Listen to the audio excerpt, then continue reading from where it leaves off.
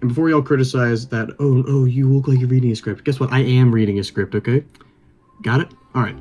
I did not expect to do a video on this, all right? So this is like kind of short notice. I wrote it up.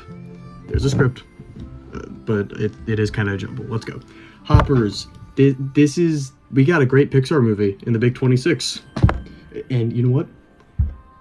It's batshit insane. It's about time we got something this insane from Pixar. All right? Now, listen. I really like Pixar, all right? You know, I have my Wall-E criterion here. And, you know, I tend to like their movies. Their newer ones, they're fine. So, but this one's about, like, this girl who has this beef with her corrupt town mayor. So she uses this, like, weird tech, it feels straight out of Avatar, to take on the body of a robotic beaver. And then she, like, starts a revolution with the animals. But then the revolution gets really, really, really violent, and the movie becomes more and more and more insane as it goes on. Now, what makes this feel fresh compared to the other Pixar films as of late is this one is actually a comedy first. It's not like trying to tug on your heartstrings, and it never feels pretentious. It's here to be funny, and it's genuinely pretty funny. Like, I'm serious. This one was really, really funny. And unlike some other recent Pixar movies, this one does not feel like it's playing safe at all. No. It's constantly taking these, like, insane risks and taking the story in directions I could not have imagined it going in. The action sequences here felt ripped straight out of Mad Max Fury Road, which makes sense since, like, the director literally cited Mad Max Fury Road as an inspiration for the movie, but, like, come on, I thought they'd just be saying that, but no. And you don't have to screw it. I'm skipping to the highlight. Mayor Jerry is the funniest Pixar villain in a long time. Like, every line has this, like, weird sliminess to it, that, like, everything he says is funny. His interactions and chemistry with the protagonist, perfect.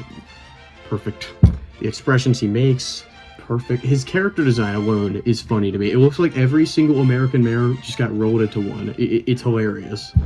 And, like, in fact, all the character designs are excellent. Like, the King Beaver's mustache, like, come on. They made him the only one with a mustache. That's funny. I like that. We should have more of this. You could get more of this in Hundreds of Beavers. Anyways, I'm praying we don't hear these, like, character designers were overworked, because this is fantastic work. Like, this is a fantastic looking movie. Also, the directing is just, like, there's so much style here. There's so much sauce. The personality behind this thing, like, it feels so unique to a Pixar film stylistically. Like, the transition between the opening Pixar logo with, like, the lamp to the movie itself, like, that, when it cut, I won't get into how it cuts. You know, screw it, I'll get into how it cuts. It's like the Pixar lamp going boom, boom, boom, boom, and then it cuts straight to, like, a electric, like, shock, and then it's, like, going around, and it's like, there's so much sauce here, man. It looks so cool, and like, from the moment I saw that, I knew that this one was going to be different. No, this wasn't playing it safe. It was going to be different. I'm very, very much hoping Daniel Chong does another Pixar movie, because this one's pretty solid, directing-wise. Also, the Mark Mothersbaugh score, it's awesome. Like, I thought Michael Giacchino did the score for this movie until, like, the credits rolled. Michael Giacchino is a ridiculously good composer, okay? I don't say that lightly, alright? The score, it just got this energy to it. Like, it just hooks you into this movie's world from the very first note. It's awesome. I love it. This movie, it's big, it's bold, it's epic. It's about brotherhood, friendship, nature, love. It's fucked up. It's fucked up. It's a testament to original animation and nature. You know, it's life. It's life. I'm overselling this using this, like, Martin Scorsese thing from the studio, alright? But, okay, there are flaws here. I do wish there was a tiny bit of a deeper emotional core, but at the same time, you know what? Screw it. Screw the emotional core. I respect them for not, like, forcing the camera on the scene of, like, some character dying to be like, look how sad the protagonist is. Are you crying yet? Come on, cry. We get our Pixar moment this way, because we're showing people dying. Get emotional. Get emotional. Are you guys getting emotional yet? No? That said, the ending could have been a little darker, guys, okay?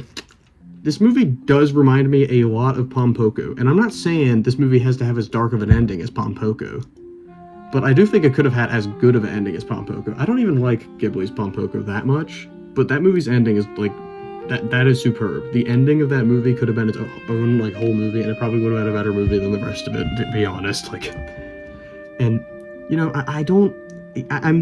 I'm not sure whether or not it was the original ending or not.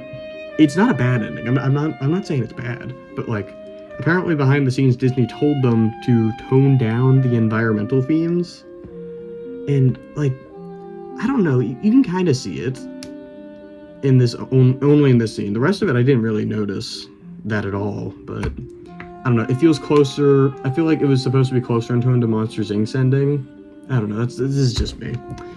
But let's move on. This is still like a solid ending, and it doesn't retract from the fact that this is a super, super, super original movie for Pixar and animation in general, and it is just batshit crazy. Like, this is their craziest movie in a while. All right, now I'm not saying it's like as insane as Evil Dead 2. I wouldn't put it here. All right. Scott Pilgrim. I don't know. Would it? It's around, I think it's right in between these two. Maybe a little less than Scott Pilgrim, actually. I'll put it, let's put it, say, right where my head is. All right, that's the no. This is the insanity level. No, actually, this is the insanity level. This is where I'd put it at, all right? No, now, like, this isn't as good as Soul, all right? This is not as good as Soul, all right?